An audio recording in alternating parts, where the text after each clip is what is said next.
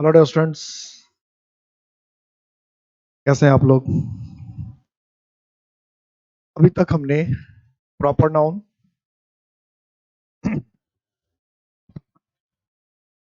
Common noun को पूरी तरह से खत्म कर दिया और हर क्लास में आपको 3 क्वेश्चन का एक टेस्ट देना रहता है जो प्रीवियस ईयर के आपके एग्जाम का आया हुआ क्वेश्चन है, जिससे पता चलता है कि आप प्रीवियस ईयर के सारी चीज़ों को आप रिवाइज करके आ रहे हैं कि नहीं, या प्रीवियस क्लासेस में जो चीज़ें मैंने पढ़ाई है उसको आपने रिवाइज किया कि नहीं। तो इसके लिए एक टेस्ट का होना एवरीडे जरूरी है। 3 क्वेश्चंस प्रीवियस ईयर के आए हुए आपके लिए है। सबको क्लास शुरू करने से पहले जय हिंद, गुड इवनिंग, राम राम। शुरू करते हैं।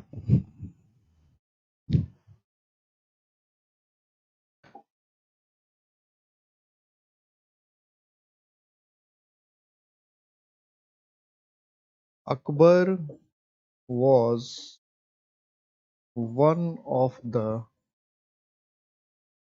finest king that India ever had.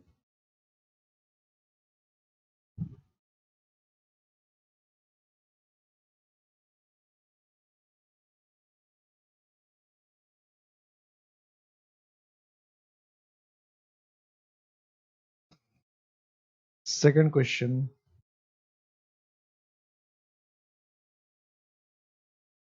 a great many students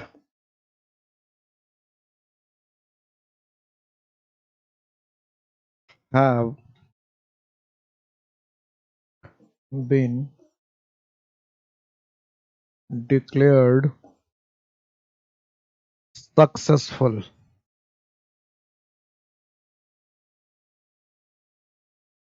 A, B, C और कोई गलती नहीं है तो no error. Third question,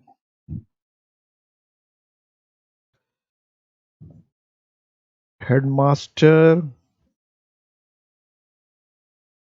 has instructed the teachers headmaster had instructed the teachers to follow to follow the rules of the school. Headmaster has instructed the teachers to follow A, B, the rules of the school और कोई error नहीं है तो no error तो होना ही है तो कहीं 3 क्वेश्चंस, 1 का सी, 1 का ए। सबको जय हिंद।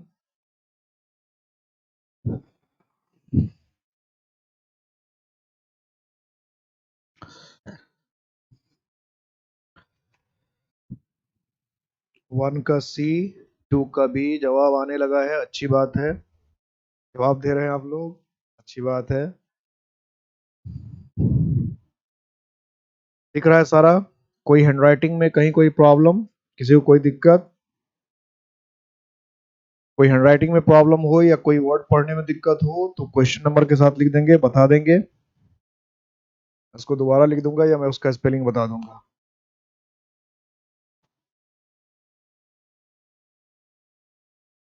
1 का सी, 3 का ए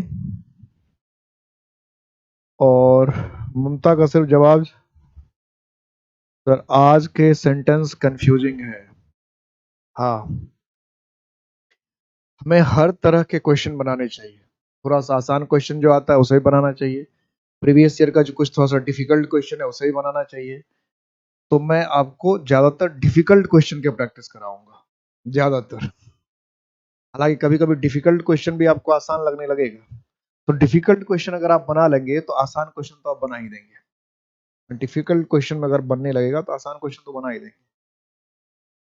और सारे प्रीवियस ईयर के आए हुए क्वेश्चन है 2 का ए, यानी 1 के आंसर में थोड़ा सा डिफरेंस है, 2 का बी कह रहा है, चाहे 2 का ए कह रहे हैं, सारे आंसर में डिफरेंस है। 3 का कोई ए कह रहा है, 3 का कोई सी कह रहा है, 1 का सी, ओके, 1 का सी, 2 का सी और 3 का बी, मतलब सबके अलग अलग आंसर है। सबके जो आंसर मुझे दिख रहे हैं, करण, अंकित, ममता और नितेश, सबके आंसर अलग अलग है। चलिए देखते हैं। सबसे पहला है 1, 1 का है बी, बी में गलती है, 1 में, 1 में बी में गलती है। ये देखो अकबर वाज, ये तो प्रॉपर नाउन है, कैपिटल में लिखा है, अकबर के बाद साथ वाज लगेगा, ठीक है, singular verb. One of the finest, जैसे हम कह रहे हैं वन ऑफ, जैसे हमने कहा वन ऑफ, तो इसका मतलब जो अगला नाउन होगा वो एक होगा कि एक से अधिक होगा। अगला नाउन क्या है? किंग है। ये क्या कहना चाह रहा है कि भारत में कई अच्छे राजा हुए, उसमें से अकबर एक था। तो राजा तो कई हुए ना, कई हुए। जैसे हमने वन ऑफ का इस्तेमाल किया, इसका मतलब नेक्स्ट नाउन जो होगा वो क्या होगा? एक से अधिक होगा। जैसे हमने ये किंग का इस्तेमाल किया, किंग, किंग क्या है? काउंटेबल नाउन है। तो यहाँ पर किंग को क्या होना चाहिए था? एक से अधिक, एक से अधिक राजा होगा तभी तो अकबर अकबर इकलौता राजा तो नहीं था, कई राजा थे, उसमें से अकबर सबसे अच्छा था। ये कहना चाह रहे हैं एक ही राजा में एक ही किंग कह रहे हैं, सिंगल, एक ही किंग में अकबर सबसे अच्छा राजा था, ऐसा कैसे हो सकता है? इसका मतलब राजा राजा कई थे, उन सभी राजाओं में अकबर सबसे अच्छा था, ये कहना चाह रहा था। तो यहाँ किंग कैसे होना चाहिए? किंग्स होना चाहिए। वैसे भी नॉर्मल रूल ये कहता है, आपने पढ़ा है, जैसे वन ऑफ लिखा तो अगला नाउन तो प्लूरल होगा ही, एक से अधिक होगा।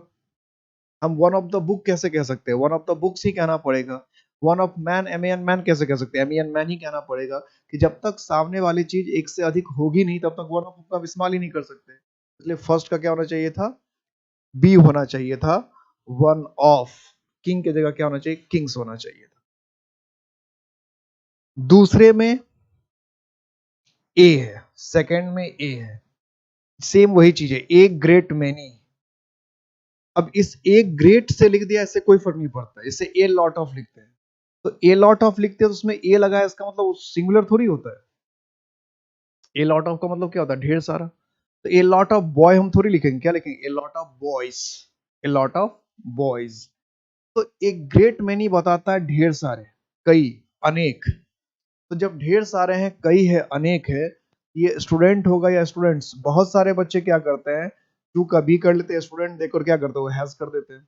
यही धोखा वो जानबूझ कर दिया था। क्या कि जब हमने लिख रखा है एक ग्रेट मैनी, तो एक ग्रेट मैनी का मतलब हुआ मोर देन वन।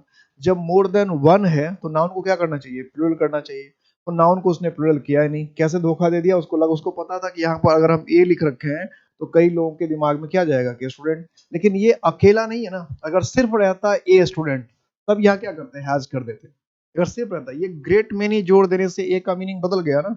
एक ग्रेट मीनिंग कंप्लीट अपने आप में एक एडजेक्टिव है, जैसे ए लॉट ऑफ अपने आप में कंप्लीट एडजेक्टिव होता है, इसी तरह से एक ग्रेट मैनी में एक का अलग से मीनिंग नहीं निकालेंगे वन।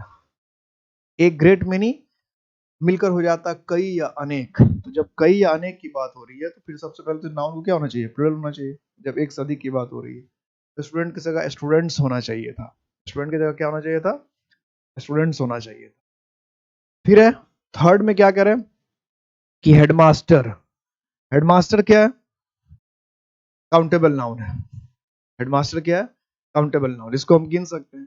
तो जो हेडमास्टर काउंटेबल नाउन है, तो ना तो इसमें एस और यस लगाया, ना इसके पहले ए एन डी लगाया, तो ऐसे ही गलत हो गया। सीधी सी बात है कि इसमें और आगे जाने की तो कोई जरूरत नहीं, पहला ही वर्ड क्या है? गलत हो रखा है। क्योंकि हेडमास्टर है तो या तो एक हेडमास्टर होता है, या पूरे गांव मोहल्ले में ढेर सारे हेडमास्टर हो सकते हैं, मतलब अलग अलग स्कूल के, क्योंकि एक जिले में तो कई स्कूल हो सकते हैं और कई तरह के स्कूल होते हैं, हर तरह के स्कूल का अपना अपना हेडमास्टर होगा। तो ये हेडमास्टर है जिसको हम गिन सकते हैं, काउंटेबल नाउन है।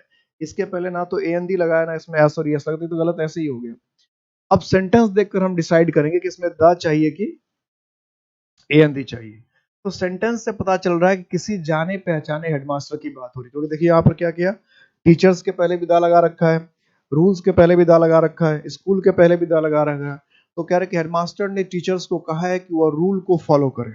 यही इसका मीनिंग हुआ कि हेडमास्टर साहब ने टीचर्स को कहा है कि रूल्स को फॉलो करे। इसका मतलब ये दोनों जो बात कर रहे होंगे, जो ये सेंटेंस कह रहा होगा, ये दोनों एक दूसरे को जानते होंगे। किस स्कूल की बात हो रही है इसलिए भी जानते होंगे, इसलिए स्कूल के पहले दा लगाया। कैसे रूल्स बना रखे हैं उसकी बात हो रही है इसलिए रूल्स के पहले दा लगा। उसी स्कूल के टीचर को फॉलो करना है इसलिए क्या किया, द टीचर्स भी लगा रखा है। ठीक है, द टीचर्स भी लगा रखा है। अब अगली बात हुई, अगली बात है कि जब इतना सब कुछ पता है कि किस स्कूल की बात हो रही है, उसी स्कूल के टीचर्स की बात हो रही है, उस स्कूल के रूल की बात हो रही है, तो फिर हेडमास्टर भी तो जाना पहचाना होगा। हेडमास्टर के साथ भी क्या होना चाहिए था, द। हेडमास्टर के पहले क्या होना चाहिए था, द। क्यों होना चाहिए था, क्योंकि स्कूल हेडमास्टर, अगर आपको नहीं पता होता कि कौन सा हेडमास्टर, तो आप तो सबसे पहले यही पूछते किस स्कूल की बात कर रहे हो भाई, किस किस स्कूल के टीचर्स की बात कर रहे हो, किस स्कूल के रूल्स की बात कर रहे हो।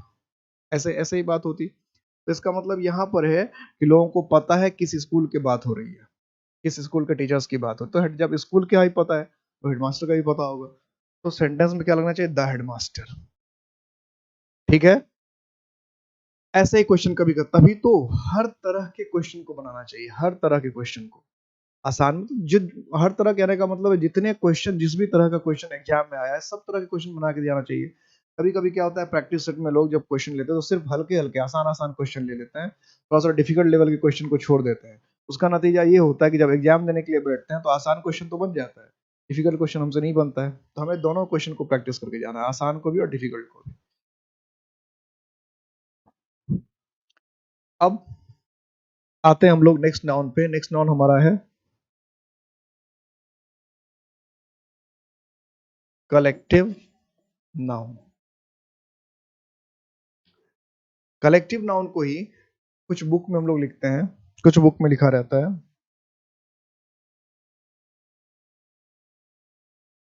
नाउन ऑफ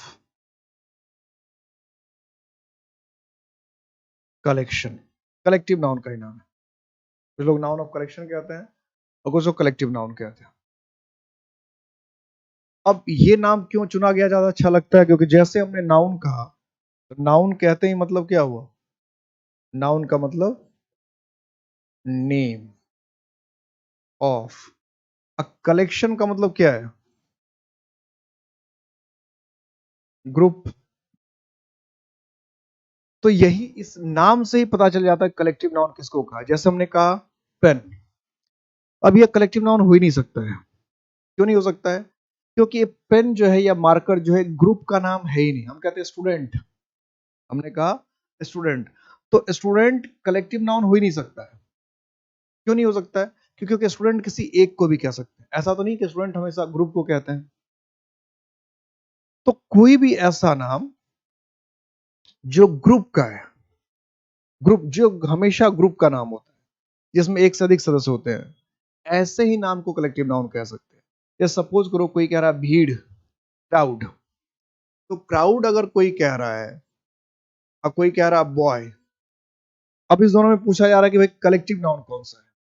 एक क्राउड कह रहा है, एक बॉय कह रहा है, अब इसमें कलेक्टिव नाउन कौन सा है। तो बॉय तो कभी कलेक्टिव नाउन हो ही नहीं सकता है। क्यों नहीं हो सकता है, क्योंकि एक एक लड़के को भी हम बॉय कह सकते हैं। लेकिन अगर एक इंसान कहीं खड़ा है, एक इंसान कहीं पर है, तो उसको हम भीड़ कह सकते हैं क्या। अब साउथ की मूवी तो है नहीं कि वन मैन आर्मी, एक इंसान ही आर्मी का काम कर जाए, ऐसा तो होता नहीं है। तो एक व्यक्ति अगर कहीं है तो कॉमन कलेक्टिव नाउन हो ही सकता है। और क्राउड, किसी एक व्यक्ति को कभी हम भीड़ कह नहीं सकते, एक इंसान अगर कहीं पे उसको हम क्राउड कह नहीं सकते। तो कोई भी ऐसा नाम, कोई भी ऐसा नाम जो किसी एक का नाम है ही नहीं, जो हमेशा क्या है, एक ग्रुप का नाम है, जो हमेशा क्या है, एक ग्रुप का नाम है, एक कलेक्शन का नाम है, एक समूह का नाम है, उसको हम कलेक्टिव नाउन कहते हैं। ग्रुप का नाम होना चाहिए, यह ध्यान रखना चाहिए। जैसे टीम है, टीम, तो टीम किसी एक व्यक्ति का होता है क्या। एक व्यक्ति कहेंगे तो खाली आप अकेले हैं, कहते मेरे टीम में मैं टीम हूं, ऐसा नहीं होगा। जैसे टीम वर्ड हमने कहा, तो टीम का मतलब क्या होगा कि एक से अधिक व्यक्ति। मतलब भीड़, समूह, ग्रुप। तो कोई भी ऐसा नाउन जिसमें क्या हो, ग्रुप हो, जो ग्रुप का नाम हो, जो एक का नाम ना हो, किसी एक का नाम ना हो, बल्कि नाम ही ऐसा इसमें क्या हो, ग्रुप हो, एक से अधिक हो, तो उसको हम लोग क्या कहते हैं, कलेक्टिव नाउन कहते हैं। सिंपल सा ये डिफिनेशन। अब इसमें दो चीजों का ध्यान रख सकते हैं, दो चीजों का। एक, जो ग्रुप का जो मेंबर्स होगा, सदस्य होगा, सदस्य, वो कैसा होना चाहिए, तो वो होना चाहिए similar individuals, individuals, similar individuals. एक इंडिविजुअल्स का मतलब क्या होता है, सदस्य, क्या है, सदस्य, सिमिलर इंडिविजुअल्स। इसको हम अब अगर कहें तो क्या कह सकते हैं, एक ग्रुप ऑफ सिमिलर इंडिविजुअल्स। इसका मतलब ये भी हुआ कि सपोज करो कि हमने एक पंखा ले लिया, एक पेन ले लिया, एक माइक ले लिया, ये कोई ग्रुप नहीं हुआ। ग्रुप होने के लिए क्या है कि सिमिलर होना चाहिए, एक जैसा होना चाहिए, इंडिविजुअल सदस्य। तो एक जैसे, जैसे चाबी का गुच्छा है, तो एक केला ले लेंगे और एक जो दो चार चाबी ले लेंगे, कहेंगे कि ये गुच्छा हो गया चाबी का, तो ऐसा नहीं होगा ना, केला अलग है, गुच्छे में क्या चाहिए, चाबी, गुच्छे में चाबी ही चाहिए। तो सिमिलर इंडिविजुअल्स का होना जरूरी है। अगर सिमिलर इंडिविजुअल्स नहीं है, एक जैसा सदस्य नहीं है, तो कलेक्टिव नाउन नहीं बनेगा। ये पहले ध्यान रखना है, सिमिलर इंडिविजुअल्स होना चाहिए, एक जैसे सदस्य होने चाहिए, फर्स्ट कंडीशन। और सेकंड कंडीशन है कि जितने भी इंडिविजुअल्स हैं, जितने भी इंडिविजुअल्स हैं, वो बिनकर क्या करे, वन होल या वन यूनिट, एक इकाई बना ले। मान लो कि कई कई इंडिविजुअल्स हैं और सब सेपरेट सेपरेट ही रहे, तो ग्रुप नहीं हुआ। जैसे मान लो कोई क्लास होता है, तो क्लास में जब सारे स्टूडेंट एक साथ आके बैठ जाते हैं तो क्लास है। क्लास में जब सारे स्टूडेंट एक साथ आके बैठ गए तो क्लास है। जब क्लास में बैठे नहीं, सब अपने अपने घरों में थे, अकेले अकेले, तब तो कोई क्लास नहीं, तब स्टूडेंट तो तब भी थे। या जब क्लास खत्म हुई और एक एक करके सब चले गए, अलग सेपरेट हो गए, तब तो कोई क्लास नहीं रहेगा ना। तो इसका मतलब एक से अधिक हो लोग, एक से अधिक हो लोग, और वो एक साथ मिलकर एक यूनिट भी बनाए, या कंप्लीट बन जाए। होल का मतलब क्या था, कंप्लीट, संपूर्ण, एक इकाई बना ले। इसका मतलब एक से अधिक इंडिविजुअल्स होंगे लेकिन अलग अलग रहेंगे, सेपरेट रहेंगे, बटे हुए रहेंगे, जिसको हम नहीं कहेंगे कलेक्टिव। जैसे सपोज करो कि एक आदमी यहाँ है, एक आदमी यहाँ है, एक आदमी यहाँ है, एक आदमी यहाँ है, एक आदमी यहाँ है, क्या इसको भीड़ कहेंगे, नहीं, क्योंकि एक फील्ड है, उसमें एक आदमी इधर है, एक आदमी इधर है, तो उसको भीड़ नहीं कहेंगे, तो इधर तो कोई घूम रहा है। लेकिन यही पांच आदमी है, पांच आदमी, उसमें से तीन ही आदमी इकट्ठे और यहाँ एक साथ इकट्ठे हो जाए, तो कहेंगे क्या भीड़ लगा रखी है, कहेंगे ना। इसमें छह लोग थे, ये मान लो ये फील्ड है, बहुत बड़ा फील्ड है इसमें, ठीक है, इसमें थ्री थ्री सिक्स पीपल थे, लेकिन कोई यहाँ था, कोई यहाँ था, कोई यहाँ था, तो आपको कोई मतलब नहीं, ठीक है, चलो। लेकिन अगर इसमें से तीन एक जगह ऐसे इकट्ठे हो गए, एक यूनिट बना लिया, एक जगह आ गए, तो आप कहेंगे भीड़ लगा रखी है, भीड़ क्यों लगा रखी है, क्यों खड़े हो, यही बात होती है। मतलब सिमिलर इंडिविजुअल्स अगर एक साथ नहीं आए, तो फिर वो ग्रुप नहीं बनेगा, यानी वो कलेक्टिव नाउन नहीं बनेगा। अगर कई इंडिविजुअल्स है, सब अलग अलग है, कई सदस्य है, सब अलग अलग है, सब, जैसे कोई टीम ही है, टीम के जब 11 खिलाड़ी अपने अपने घरों में रहते हैं इंडियन टीम की, तब वो टीम थोड़ी है। जब वो एक साथ ड्रेसिंग रूम में बैठ जाते हैं या प्रेस कॉन्फ्रेंस में आते हैं या टीम के अंदर, फील्ड के अंदर जाते हैं एक यूनिट बनकर, तभी तो टीम है। ऐसे तो सब एक 11 के लेवल मेंबर्स क्या है, अपने अपने घरों में रहते ही हैं, तब तो वो टीम नहीं है, तब भी तो टीम का पार्ट होते हैं, लेकिन फिर तो टीम नहीं कहलाता है, मेंबर्स तो फिर भी है। तो सिंपल सी बात ये हुई कि जो सिमिलर इंडिविजुअल्स हैं, उनका एक साथ आना भी जरूरी है, उनका एक साथ आना भी जरूरी है, वन यूनिट भी बनाना जरूरी है। तो इसको अगर हम एक सेंटेंस बना के लिखें, तो इसको ऐसे लिख सकते हैं,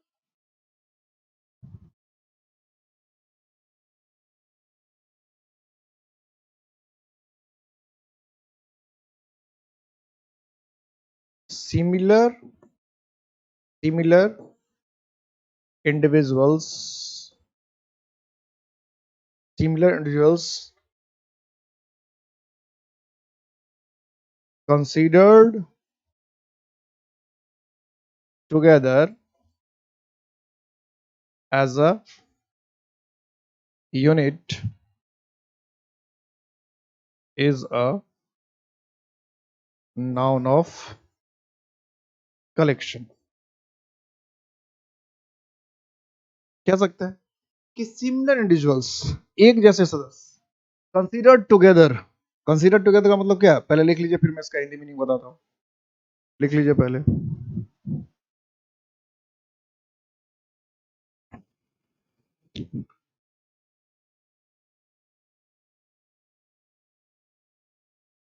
Similar individuals considered together, T-O-G-E-T-H-E-R,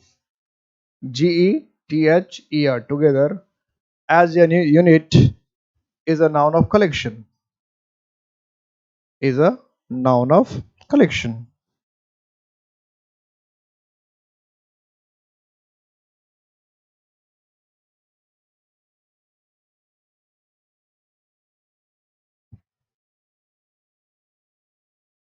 Similar individuals considered together as a unit is a noun of collection. अगर आप इसको हिंदी में लिखे तो क्या इसका हिंदी हो जाएगा? अगर हिंदी कोई लिखना चाहे कि एक जैसे सदस्यों को अगर एक इकाई माना जाता है, तो वो कलेक्टिव नाउन है, उसको नाउन ऑफ कलेक्शन कहते हैं। एक जैसे सदस्य हो और वो एक यूनिट की तरह काम करे, यानी ढेर सारे एक से अधिक सदस्य एक साथ आ जाए और वो एक इकाई बन जाए, अलग अलग ना रहे, तब वो कलेक्टिव नाउन या नाउन ऑफ कलेक्शन कहलाए। ये ध्यान में रखना कंपलसरी है कि एक से अधिक इंडिविजुअल्स, ये दोनों चीजों को ध्यान रखें, क्योंकि इसमें जब थोड़ा सा एडवांस पॉइंट पे हम जाएंगे तो एडवांस पॉइंट पर जाने पर इसकी जरूरत पड़ेगी। तो कलेक्टिव नाउन के भी एडवांस पॉइंट है और कुछ बेसिक पॉइंट्स भी हैं, तो दोनों को हम लोग देखेंगे, ध्यान रखेंगे। और कलेक्टिव नाउन में जो है थोड़े से पॉइंट्स, हालांकि इससे क्वेश्चन ज्यादा नहीं बनता है, लेकिन इसके जो रूल्स हैं वो कॉमन नाउन से ज्यादा होते हैं, ज्यादा है। तो ये क्लियर हो गया? पहले तो ये समझना था कि कलेक्टिव नाउन क्या किसको रहे हैं। कलेक्टिव नाउन किसको कह रहे हैं? जब सिमिलर इंडिविजुअल्स एक ग्रुप बनाता है उसको कलेक्टिव नाउन। कुछ एग्जाम्पल लेते हैं, जैसे हमने कहा फ्लॉक। तो फ्लॉक का मतलब क्या होता है? एक group of sheep, SSEEP, sheep. ये जो शीप वर्ड है ये कई बार एरर में पूछ चुका है, हालांकि अगला चैप्टर जो आएगा मैं फिर इसको बताऊंगा नंबर चैप्टर में। शीप मतलब होता है भेड़, तो ये नहीं पूछा कि शीप का मीनिंग क्या होता है। इंग्लिश में शीप एक ऐसा वर्ड है, भेड़ एक ऐसा वर्ड है जो कभी प्लूरल नहीं बनाया जाता। अगर कहीं भी अगर आपको ऐसा लिखा हुआ कहीं भी मिल जाए शीप्स एस लगा हुआ, तो उसमें कुछ सोचना ही नहीं है, वो सरासर गलत है, एकदम गलत है। कुछ सोचने की आवश्यकता नहीं, कुछ दिमाग लगाने की आवश्यकता नहीं है, गलत है मतलब गलत है, और एरर ढूंढना ही नहीं है। और ये एग्जाम में पूछता रहता है, क्योंकि बहुत सारे स्टूडेंट का ध्यान ही नहीं जाता है, मतलब शिप ही तो लिख रखा है, क्या दिक्कत है, एस लगा रखा तो क्या दिक्कत है। और ये वर्ड में और भी कुछ वर्ड्स होते हैं, और भी कुछ वर्ड होते हैं इंग्लिश में जिसमें आपकी एस हम नहीं लगाते, और भी कुछ वर्ड सब में नंबर चैप्टर में और बताओ, उसमें जो शिप अभी आ गया तो उसको ध्यान रखें, भेड़।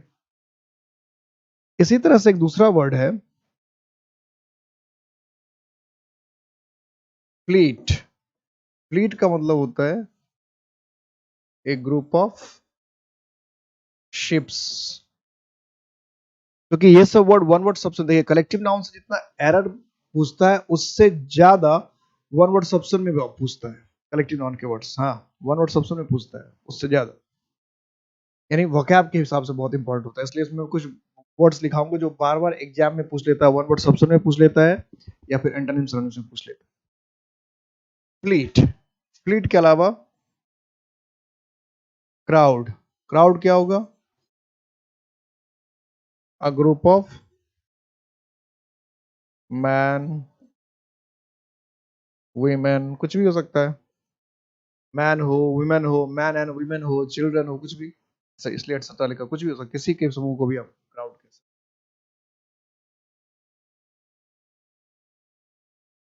इसके अलावा हमको लिख दिया कभी कभी वॉली, VOLLEY, वॉली। ये होता है अ ग्रुप ऑफ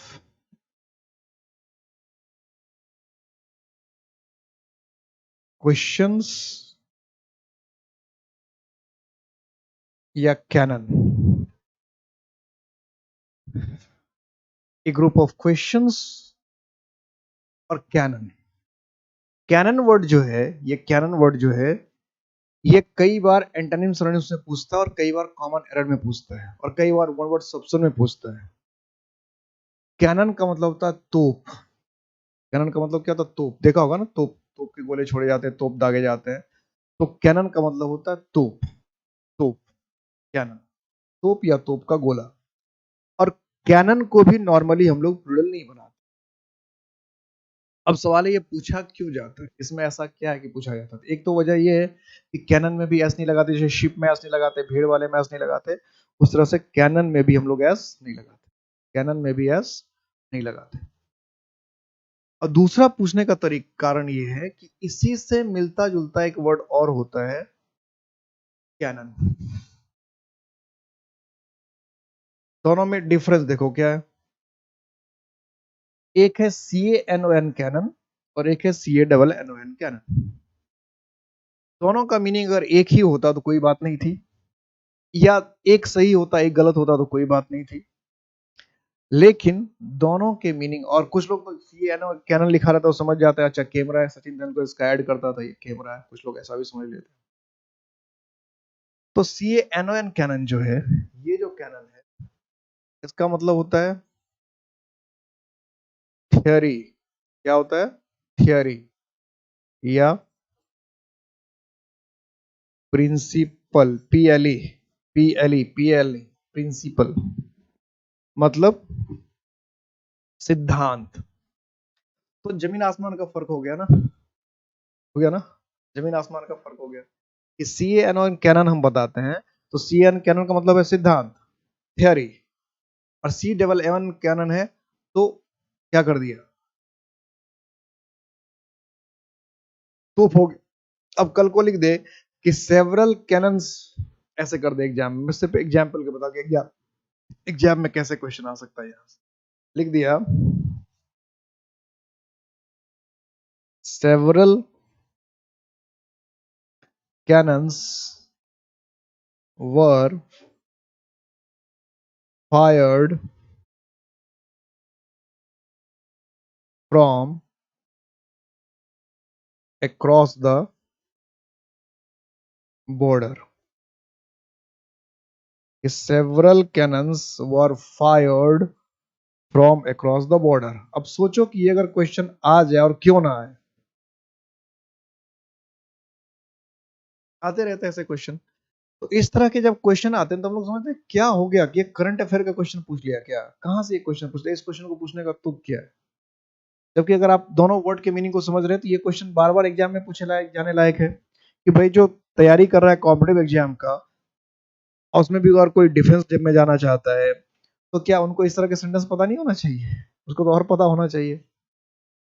तो कितनी प्यारी गलती है, कितनी प्यारी गलती है। तो ऐसा काम होता रहता है, ऐसा काम होता रहता है। इस तरह की गलती से बचते। यहाँ कौन सा कैनन चाहिए था? अब सिद्धांत तो नहीं फायर किया जाएगा, वहां से थ्योरी तो नहीं, अक्रॉस द बॉर्डर, सीमा पार से। तो सीमा पार से क्या सिद्धांत फायर किया जा रहा था, तो गोले दागे जा रहे हो। तो यहाँ कैनन से क्या होना चाहिए था? CANNON, ये वाला कैनन होना चाहिए सर, एस तो लगेगा नहीं। CANNON कैनन, CANNON कैनन होना चाहिए। तो इस सीमा पार से ढेर सारे तोप दागे गए, सीमा पार से ढेर सारे तोप जो है वो दागे गए, छोड़े गए तोप। तो फ्लॉक का मतलब हुआ भीड़ का झुंड, फ्लीट का मतलब क्या, जहाजों का समूह, क्राउड का मतलब या लोगों की भीड़, वॉली वन वर्ड सबसे में पूछता है, ये कहते हैं, इसको कहते हैं प्रश्नों की बौछार या तोप की बौछार। वॉली का मतलब क्या है? कोई कहेगा प्रश्नों की झड़ी लगा दी, कोई कहेगा प्रश्नों का बौछार कर दिया, कोई कहेगा तोप की बौछार कर दी, बौछार, गोलियों की बौछार, तोप की बौछार, ऐसा सुना होगा ना। तो तोप की बौछार कहना है, या गोलियों की बौछार कहना है, या प्रश्नों की बौछार कहना है, या झड़ी लगाना है, तो क्या कहते हैं? वॉली। तो ये अक्सर पूछ सकता है। और भी वर्ड इसमें हमें करना है, इंपॉर्टेंट वर्ड अभी और इसमें बाकी है कुछ। जैसे कभी कभी आपको पूछ देगा ज्यूरी, तो ज्यूरी का मतलब क्या होता है? एक ग्रुप ऑफ जजेस, जजों के समूह को क्या कहते हैं? ज्यूरी। अ ग्रुप ऑफ जजेस। हमने लिखा बेवी, देखिए B E B Y, bevy. A group of girls या women, a group of girls या वुमेन, लड़कियों के समूह को, लड़कियों के ग्रुप को हम बेबी कहते हैं। लड़कियों, इसलिए वन वर्ड सबसे में पूछा जाने वाला हो गया ना, इंपॉर्टेंट वर्ड गया। एक ग्रुप ऑफ गर्ल्स और वुमेन, लड़कियों के समूह को हम बेबी कहते हैं। इसके अलावा एक वर्ड कई बार ये पूछ रखा, प्राइड, कई बार पूछ रखा, कई। तो प्राइड में देखना है कि प्राइड जो है, प्राइड वर्ड ये नाउन भी है। इस प्राइड का मतलब क्या हो सकता है? या तो घमंड, गर्व भी होता है, गर्व, गर्व, व गर्व। कुछ लोग उसको गर्व गर्व बोलते रहते हैं, तो गर्व नहीं, गर्व, गर्व। तो तो प्राइड नाउन है, इसका मतलब क्या हो सकता है? गर्व भी हो सकता है, फक्र भी हो सकता है। अब प्राइड जो है नाउन में कलेक्टिव नाउन भी है। प्राइड में कौन सा है? कलेक्टिव नाउन भी। जब ये कलेक्टिव नाउन की तरह यूज, यानी प्राइड जो है वो एब्स्ट्रैक्ट नाउन भी है और कलेक्टिव नाउन भी है। जब, और मैं तो किसे, प्राइड का मतलब जब घमंड होता है, गर्व होगा, अहंकार होगा, ये अनकाउंटेबल नाउन होगा, होगा ना, इसको काउंट नहीं कर सकते। या जब आगे पढ़ेंगे तो इसको पढ़ेंगे एब्स्ट्रैक्ट, क्योंकि प्राइड का जो है कोई आकार नहीं होता है, कोई आकृति नहीं होती है। तो प्राइड का मतलब अगर अहंकार या घमंड है तो ये एब्स्ट्रैक्ट नाउन है। इसलिए ऐसा सेंटेंस क्या करता है, कभी कभी एग्जाम कोई सेंटेंस में देकर पूछता है कि कौन सा पार्ट्स ऑफ स्पीच है, कौन सा पार्ट्स ऑफ स्पीच है। क्योंकि प्राइड जो है वो एब्स्ट्रैक्ट नाउन भी हो सकता है और प्राइड जो है कलेक्टिव नाउन भी हो सकता है। जब प्राइड का मतलब घमंड या अहंकार है, तो घमंड या अहंकार सिर्फ महसूस करने की चीज होती है, इसकी कोई आकृति नहीं होती है। इसलिए घमंड या अहंकार क्या होगा? एब्स्ट्रैक्ट नाउन होगा। लेकिन अगर प्राइड का मतलब है अ ग्रुप ऑफ लॉयंस, क्या है? एक ग्रुप ऑफ लॉयंस। प्राइड का मतलब अगर एक ग्रुप ऑफ लॉयंस, शेरों का समूह है, तब तो ये कलेक्टिव नाउन हो जाएगा ना। यानी प्राइड जो है वो एब्स्ट्रैक्ट नाउन भी है और प्राइड जो है वो कलेक्टिव नाउन भी है। ठीक है, एब्स्ट्रैक्ट नाउन भी है, कलेक्टिव नाउन, ये ध्यान रखना है। एब्स्ट्रैक्ट नाउन भी है, कलेक्टिव। कैटल्स, ये कई बार वन वर्ड सब्सन में आया और एरर में आया, कई बार। लेकिन इसमें लोग कंफ्यूज हो जाते हैं, खास करके वन वर्ड सब्सन में जब आता है तो। जैसे हम कैटल का मीनिंग पूछे, कैटल का मीनिंग क्या होता है, तो क्या जवाब देंगे? कैटल को हिंदी में क्या कहते हैं? कैटल किसको कहते हैं? कैटल किसको कहते हैं? तो जब कैटल कहने लगते हैं तो फिर कई लोग क्या जवाब देते हैं? एक ग्रुप ऑफ पेट एनिमल्स, ऐसे बाल करते हैं। कुछ लोग एग्जाम्पल देते हैं गाय, बैल, बकरी, इस तरह की बात करने लगते हैं। लेकिन कैटल कहते किसको है? कुछ लोग इसको घरेलू जानवर कह देते हैं, कुछ लोग पाले जाने वाले जानवर कहते हैं जिसको हम पाल सकते हैं, कुछ लोग घरेलू जानवर कह देते हैं। अलग अलग लोग अलग अलग तरह की बात। लेकिन ये है क्या? कैटल का असल मीनिंग क्या होता है? कैटल असल में किसको कहते हैं?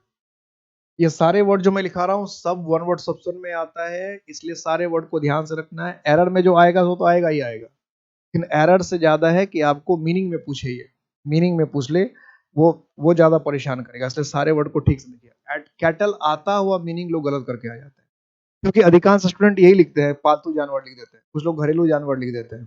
ठीक है, कुछ लोग घरेलू जानवर लिख देते हैं, कुछ लोग पालतू जानवर। तो कैटल का मतलब ना तो घरेलू जानवर है ना पालतू जानवर है, क्योंकि पाल तो हम खरगोश को भी सकते हैं, पाल तो हम बकरी को भी सकते हैं, पाल तो हम कुत्ते को भी सकते हैं, पाल तो कुछ लोग सांप को भी सकते हैं। सांप को भी बहुत सारे लोग पालते हैं कि नहीं पालते? जो आप सपेड़े वगैरह देखते हैं वो सांप को पालते हैं कि नहीं पालते हैं? पालते हैं। तो क्या वो घरेलू जानवर हो गया? कुत्ते को पालते हैं कि नहीं पालते? बिल्ली को पालते हैं कि नहीं पालते? तो क्या ये सारे कैटल हो गए? तो कैटल में एक खास कंडीशन है, क्या है? ए ग्रुप ऑफ एनिमल्स। यहां तक तो होगा ही, कलेक्टिव नाउन है तो एक ग्रुप ऑफ एनिमल्स तो होगा, लेकिन आगे क्या है? दैट च्यू द कड। च्यू द कड के दो मीनिंग होते हैं, CUD कड। च्यू द कड के दो मीनिंग होते हैं। एक तो कड का मतलब होता है चारा, जानवरों को जो चारा खिलाते हैं उसको क्या कहते हैं? कड। कड का मतलब क्या हो गया? चारा। दूसरा इसका जो है वो होता है फॉडर। फॉडर है क्या, हम आपने सुना होगा, चारा घोटाला, चारा घोटाला, फॉडर। FODDER, fodder. फॉडर का मतलब क्या होता है? चारा। कड मतलब भी हुआ चारा।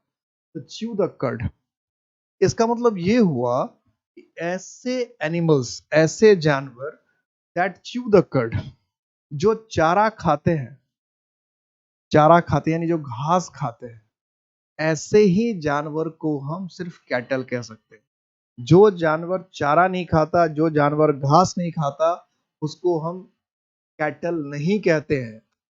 कैटल नहीं कहते। जो चारा खाने वाले जानवर हैं, सिर्फ और सिर्फ वही कैटल कहलाएंगे। ठीक है।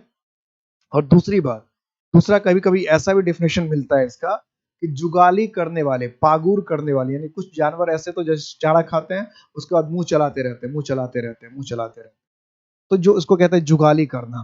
तो जुगाली करना का इंग्लिश भी क्या है? च्यू द कड। कल को अगर कोई पूछ ले जुगाली करना का इंग्लिश क्या है, पागुर करना का इंग्लिश क्या है, तो उसको इंग्लिश में क्या कहते हैं? च्यू द कड। जैसे हमने कहा कि गाय जुगाली कर रही है, हम क्या, the cow is chewing the curd. ठीक है। तो जो भी जुगाली करेगा या पागुर करेगा उसको क्या कहेंगे? Chew the curd. और च्यू द कर्ड का एक और मीनिंग होता है, इडियम भी है। च्यू द यानी च्यू द कर्ड के दो मीनिंग है। नॉर्मल मीनिंग है च्यू द कर्ड का, जुगाली करना, जानवरों का चारा खाने के बाद जो एक्टिविटी होता है उसको हम कहते हैं जुगाली करना। ठीक है, नॉर्मल ये बात।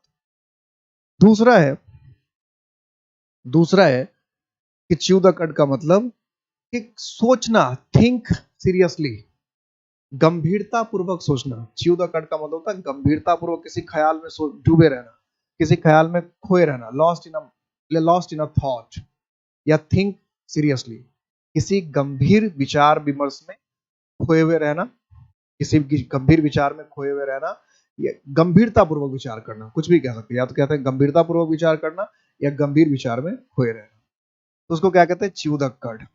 तो ध्यान ये रखना है कि सिर्फ ऐसे जानवर जो चारा खाते हैं या जो जुगाली करते हैं, सिर्फ उसी को हम कैटल कहते हैं, और किसी को कैटल नहीं, और किसी को कैटल नहीं। और वर्ड हमें देखना है जो पूछता रहता है, शोल। शोल का मतलब क्या है? A group of fish. मछलियों के समूह क्या कहते हैं? शोल। अब एक बार एग्जाम में क्या किया, और ये वन वर्ड सब्सोन में भी फंसा सकता है, कहीं भी, दोनों में फंसा चुका है वैसे। जो जो वर्ड में जब कहता हूं एक बार एग्जाम में ऐसा किया तो इसका मतलब समझ जाइए, तो क्वेश्चन तो आया ही। तो ये जो वर्ड था, ये इसी को थोड़ा सा गुगली बना के फेंक दिया। गुगली बना के फेंक दिया, इसका मतलब क्या? एक वर्ड पूछ लिया, एक ग्रुप ऑफ, इसलिए मैं इसको उल्टा पूछ, जैसा एग्जाम में पूछा था मैं वैसा ही लिख रहा हूं। लिख दिया था एक ग्रुप ऑफ फिश। ठीक है। और सपोज करो उसके चार ऑप्शन थे, कोई भी चार ऑप्शन थे। ठीक है। और उस चार ऑप्शन में शोल नहीं था, शोल था ही नहीं। ठीक है। तो क्या वो क्वेश्चन गलत था? अब अगली बात उठता है, चलो शोल नहीं था तो था क्या? तो सपोज करो कि ऐसा लिख दिया, कुछ भी मैं अपने मन से बना रहा हूं, कॉलेज, यूनिवर्सिटी, कंट्री और स्कूल, ये चार दे दिया। कॉलेज दे दिया, यूनिवर्सिटी दे दिया, कंट्री दे दिया, सारे ऐसे वर्ड दे दिए, कुछ भी, चलो कुछ भी दे दिया, कोई दे दिया। तो क्या करते लोग, क्या करके आए? कॉलेज दे दिया, यूनिवर्सिटी दे दिया, कंट्री दे दिया, स्कूल दे दिया, ऐसा शोल दिया ही नहीं। तो बहुत सारे लोग तो करके बोलेंगे तो क्वेश्चन ही गलत है। आ जाएंगे आप भी शायद ऐसा ही करके आ जाते, लेकिन ये क्वेश्चन बिल्कुल सही है और इसका आंसर होगा डी। इसका आंसर क्या होगा? डी, स्कूल होगा। क्यों? क्योंकि स्कूल का एक तो मतलब होता है पढ़ने लिखने की जगह, ध्यान देना। स्कूल एक होता है पढ़ने लिखने की जगह। जब स्कूल पढ़ने लिखने की जगह होती है तो वो कॉमन नाउन है। कौन सा नाउन है? कॉमन नाउन है। यानी ये सारे जो हैं, चाहे कॉलेज है, चाहे यूनिवर्सिटी है, चाहे कंट्री है, चाहे स्कूल भी, ये कॉमन नाउन है सारे के सारे। क्योंकि ग्रुप ऑफ क्लासरूम्स या ग्रुप ऑफ स्टूडेंट्स या ग्रुप ऑफ टीचर्स को हम लोग स्कूल नहीं कहते, या ध्यान रखना। जैसे कोई 4 बच्चे या 10 बच्चे या 20 बच्चे, पूरा क्लास और टीचर अगर ऐसे पार्टी कर रहा है तो क्या वो स्कूल हो जाएगा? ग्रुप ऑफ टीचर्स और ग्रुप ऑफ स्टूडेंट्स को अगर हम स्कूल कहते हैं, तो कहीं भी अगर सारे टीचर मिलकर बैठ जाए और पार्टी करने लगे तो क्या वो स्कूल कहलाएगा? कहीं टीचर जो है और स्टूडेंट जो है बैठकर बस में कहीं जा रहे थे तो वो क्या स्कूल है? तो स्कूल जो है वो टीचर्स के समूह को, स्कूल के स्टूडेंट के समूह को या बिल्डिंग को, इन सबको नहीं कहते। स्कूल का मतलब हुआ पढ़ने लिखने की जगह। उसमें बिल्डिंग भी हो सकता है, वो पेड़ के नीचे भी हो सकता है, वो टीचर के घर में हो सकता है। पहले स्कूल कहाँ चलता था? सारे टीचर के घर पे चलते थे, सारे गुरुकुल होते थे, सब अपने अपने घर पे बुलाते थे पढ़ने के लिए। तो स्कूल तो उनके विद्यालय, विद्यालय तो वो भी था, लेकिन सारे क्या था? गुरु के घर में होता था, गुरु का आश्रम कहते थे उसको। आज भी ऐसा हो सकता है, कभी आज भी बहुत सारे स्कूल ऐसे होते हैं दूर दराज के जो पेड़ के नीचे चल रहे, इसके पास बिल्डिंग नहीं है। तो स्कूल का यह मतलब नहीं होता कि भाई बिल्डिंग होना ही चाहिए, बेंच डेस्क होना ही चाहिए, ऐसा नहीं है। स्कूल का मतलब है पढ़ने लिखने की जगह। तो इसलिए वो क्या है? Common noun. इसलिए स्कूल को हम कॉमन नाउन मानते हैं और होता भी कॉमन नाउन। किसी भी स्कूल को स्कूल कह सकते हैं, वैसे किसी भी स्कूल को स्कूल कह सकते हैं। तो कॉमन नाउन है, जनरल जनरल नेम हुआ ये। बहुत सारे लोग स्कूल को कलेक्टिव नाउन बना देते हैं, लेकिन ध्यान रखना है कि स्कूल का मतलब होता है पढ़ने लिखने की जगह, तो स्कूल क्या है? Common noun. लेकिन स्कूल का एक और मतलब है, स्कूल का एक और मतलब है। स्कूल का एक और मतलब क्या है? A group of a group of whales, sharks और डॉल्फिन्स। वेल्स, शार्क्स और डॉल्फिन, ये जो 3 मछलियां, वेल्स है, शार्क्स है, डॉल्फिन्स है, इसके ग्रुप को भी हम लोग क्या कहते हैं? स्कूल कहते हैं। यानी मछलियों के समूह को भी क्या कहा जा सकता है? स्कूल कहा जा सकता है। जब जैसे प्राइड का मतलब घमंड था तो एब्स्ट्रैक्ट नाउन था, और प्राइड का मतलब अगर शेरों का समूह था तो कलेक्टिव नाउन था। इस तरह से स्कूल का मतलब अगर पढ़ने लिखने की जगह है, पढ़ने लिखने की जगह है, तो वो कॉमन नाउन है। लेकिन स्कूल का मतलब अगर मछलियों का समूह है, खास करके डॉल्फिन के समूह को, वेल्स के समूह को, और क्या है? शार्क्स के समूह को हम लोग स्कूल कहते हैं। तब ये सारी मछलियां ही तो है। शार्क्स हो, डॉल्फिन हो, वेल्स हो, सारे मछलियां हैं। तो इन सब की जगह पे हम क्या लिख सकते थे? फिश लिख सकते थे ना इन सब की जगह पे। तब सपोज करो कि हमको वेल्स को, शार्क्स को, डॉल्फिन को रिमूव करना हो, तो हम क्या लिख सकते हैं? फिश लिख सकते हैं। इसका मतलब एक ग्रुप ऑफ फिश का दूसरा नाम क्या है? स्कूल भी है। यानी एक ग्रुप ऑफ फिश के 2 नाम है, ध्यान रखना, एक सॉल और दूसरा स्कूल। ठीक है, एक ग्रुप ऑफ फिश के 2 हुए, एक तो शॉल और एक स्कूल का मतलब 2 हो गया। या आप ये सकते हैं ग्रुप ऑफ फिश के 2 इंग्लिश, एक तो शोल है और दूसरा क्या है? स्कूल है। स्कूल के 2 मीनिंग है। स्कूल का एक मीनिंग है विद्यालय, जब इसको हम विद्यालय कहते हैं तो इसका मतलब होता है कॉमन नाउन। जब स्कूल का मतलब मछलियों का समूह है, खास करके शॉल्स, शार्क्स, डॉल्फिन, वेल्स, इस तरह के मछलियों का है, उसको हम क्या कहते हैं? फिर उसको एब्स्ट्रैक्ट नाउन, उसको हम फिर कलेक्टिव नाउन कहेंगे। इसलिए ये सारे वर्ड्स जो मैंने अभी कराए, इसको ध्यान रखिएगा, सब पर ध्यान रखिएगा। अब इन सब का ग्रामर हम लोग पढ़ेंगे। अब पढ़ेंगे कलेक्टिव नाउन के सैलिएंट फीचर्स, कलेक्टिव नाउन के गोल्डन रूल्स। और जितने वर्ड्स मैंने लिखा रखे सबको रख रखिएगा। सब या तो वन वर्ड सबसे पूछेगा, एकदम पूछेगा ही पूछेगा, इसलिए सबको ध्यान से रखिएगा। और अब इसके हमें पढ़ना है गोल्डन रूल्स, किसका यूज कैसे होता है, इसके यूज में क्या एरर होगा, जो हम लोग नेक्स्ट क्लास में पढ़ेंगे। तब तक अपना अपना ख्याल रखिएगा, ध्यान रखिएगा। जय हिंद।